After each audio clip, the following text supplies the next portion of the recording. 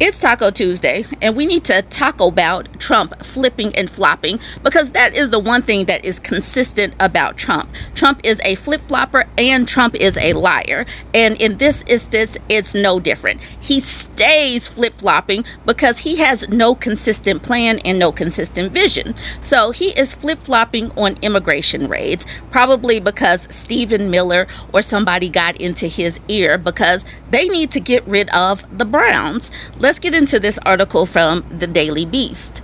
The Department of Homeland Security has reversed guidelines issued just last week that instructed immigration officers not to raid farms, hotels, and restaurants in the latest about-face in the Trump administration.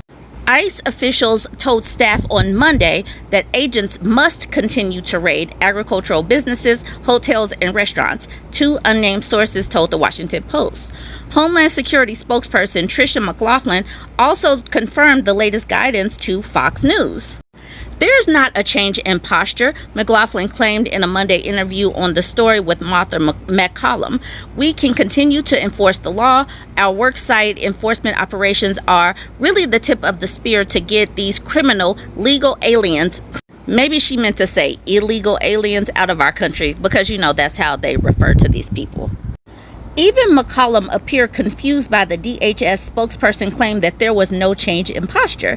Last week, as protests against immigration raids spread across the country, Trump conceded in a Truth Social post that his sweeping deportation agenda was hurting businesses in the agriculture, hotel, and leisure industries. He posted this on Truth Social. So to say that they did not reverse course is like they are really trying to get us to erase our brains. But Trump supporters, MAGA supporters, they're capable of erasing their brains because they don't have much brain function until Fox tells them what to think. This is directly off of his Lie Social page. Our great farmers and people in the hotel and leisure business have been stating that our very aggressive policy on immigration is taking very good long-time workers away from them, with those jobs being almost impossible to replace. In many cases, the criminals allowed into our country by the very stupid Biden open border policy are applying for those jobs. This is not good. We must protect our farmers, but get the criminals out of the USA. Changes are coming. And he literally said this on June 12th. He said this. He put this on his Lie Social page, and it's still there because I went and got this off of his page. He had a failure of a birthday party. It was an utter, complete embarrassment. So he decides, I need to change the narrative. These people are all laughing at me. So how can I change the narrative? Let's come down on undocumented workers again. So that's where he is. He had a failure of a butt fluffing parade. Everybody's laughing at him. So he takes to his Lie Social page to make a distraction or something. He says this on his Lie Social page. Our nation's ICE officers have shown incredible strength, determination, and courage as they facilitate a very important mission, the largest mass deportation operation of illegal aliens in history. Every day, the brave men and women of ICE are subjected to violence, harassment, and even threats from the radical Democrat politicians, but nothing will stop us from executing our mission and fulfilling our mandate to the American people. ICE officers are herewith ordered by notice of this truth to do all in their power to achieve the very important goal of delivering the single largest mass deportation program in history. The fact that he used herewith, like, what the heck is he even talking about? And he uses his Truth Social as a mandate. He really uses, he says, by notice of this truth. He uses his social media as like an executive order. Herewith. This is who the MAGA people and the protest voters have put into office. People that this man is using his Lie Social post as executive orders. And he did this the day after the failure of his butt fluffing parade on Father's Day. Because no one was probably celebrating him, and him was really mad. Him was mad.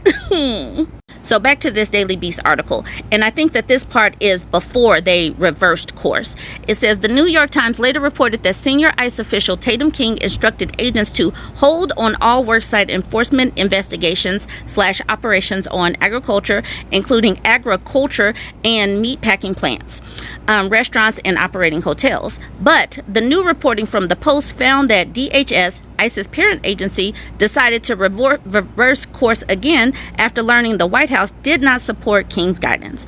On Sunday night, Trump himself flip-flopped on the matter, instructing ICE agents to double down on raids in blue cities such as New York, LA, and Chicago. These people cannot get their story straight because it's hard to take instructions when Trump keeps flip-flopping. The administration has been struggling to meet the quota of 3,000 arrests per day set by Stephen Miller, one of Trump's top aides and the architect of his aggressive immigration policy. We will continue to enforce the law and continue to have worksite enforcement, McLaughlin said. That's not a question. Those are not on pause. So they are flip-flopping because, I don't know, Trump is the head and Trump has no sense. He keeps changing course depending on his mood. Now let's talk about how he reamed Pete Hegseth for his failure of a birthday party. This article is also from the Daily Beast. It said Trump reamed out Hegseth for a flop birthday parade. He was mad and he needed to ream out somebody, so he's going to ream out Pete Hegseth. Trump was unhappy with his sparsely attended military parade over the weekend and blamed it on Pete Hegseth, biographer Michael Wolff revealed. Wolff told the Daily Beast podcast that Trump wanted a menacing show of force to celebrate the Army's 250th anniversary and his 79th birthday on Saturday, but got a festive parade instead. He thought that was festive? Okay. He's pissed off at the soldiers, Wolff said. He's accusing them of hamming it up. And by that, he seems to mean they were having a good time. He thought that was a good time, that they were waving and they were enjoying themselves and showing a convivial face rather than a military face. You will not be able to convince me that that man knows what the word convivial it means. Why use it? Like, you have to use very, very simple words. It has to be big, huge, happy, sad, convivial. Oh, yeah, right. All right, it says, as thousands of soldiers flanked by tanks made their way past empty bleachers along Constitution Avenue in D.C., social media users pointed out that the soldiers were marching out of sync and the muted atmosphere appeared to match the gloomy weather. This is a tweet from Jake. He is a USMC liberal. It says, when military men and women in uniform march, they march with tight timing and in lockstep as a sign of pride. These soldiers couldn't be further from marching in lockstep.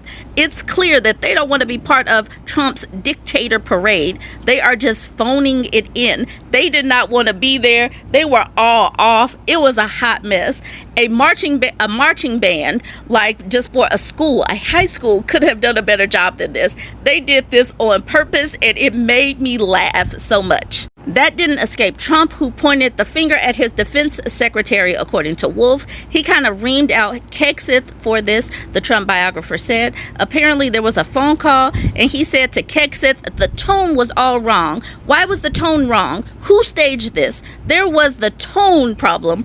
Trump, he keeps repeating himself. The tone wasn't the problem. Nobody wanted to be there for you because they don't like you. It didn't send the message that he apparently wanted, which was that he is the commander-in-chief of this menacing enterprise. In response, the White House blasted Wolff once again as a lying sack of who has been proven to be a fraud. He routinely fabricates stories originating from his sick and warped imagination, only possible because he has a severe, debilitating case of Trump derangement syndrome that has rotted his peanut-sized brain. That's what Stephen Chung says. Stephen Chung should not be talking about anybody's brain, or he should not be insulting people, because have you seen Stephen Chung? I have. It looks like he has a potato on top of a body. He has a big old round peanut M&M sized head. Publicly, Trump has insisted that his parade was a tremendous success, even after it was overshadowed by No Kings demonstrations across the country, which drew in millions of Americans who protested against the president's sweeping immigration agenda. Last night was a tremendous success with a fantastic audience, Trump told reporters on Sunday. It was supposed to rain. They gave it a 100% chance of rain, and it didn't rain at all. It was beautiful. It was boring. He looked like a petulant child. Y'all weigh in, though. I laughed at that whole thing. Let me know what you think, though. Like, comment, and share.